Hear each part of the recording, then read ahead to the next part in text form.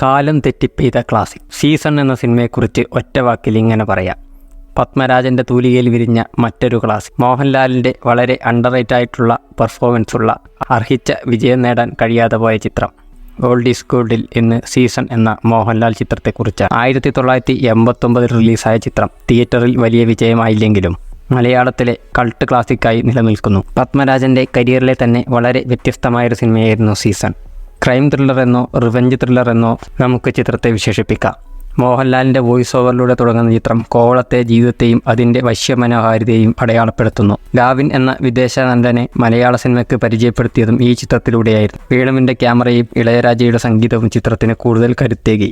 Mohanlal, Gavin എന്നിവരെ കൂടാതെ മണിമുള്ള രാജു, അശോകൻ, ജഗതി, ലീന നായർ, ഷാരി, ശിവജി, ഒടുവിൽ ഉണ്ണികൃഷ്ണൻ, അസീസ് തുടങ്ങിയവരും പ്രധാന വേഷങ്ങളിലെത്തി. സീസണിലെ ജയിൽ എസ്കേപ്പിംഗ് സീനൊക്കെ മികച്ചവയായിരുന്നു.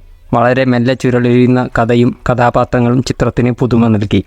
ചിത്രത്തിൻ്റെ ക്ലൈമാക്സ് ടിപ്പിക്കൽ കൊമേഴ്ഷ്യൽ ചിത്രങ്ങളുടെ സ്റ്റീരിയോ ടൈപ്പുകളെ ബ്രേക്ക് ചെയ്യുന്നതായിരുന്നു. എന്തുകൊണ്ട് അന്ന് ഈ സിനിമ വിജയമായില്ല എന്ന് ഇന്നും മനസ്സിലാവുന്നില്ല.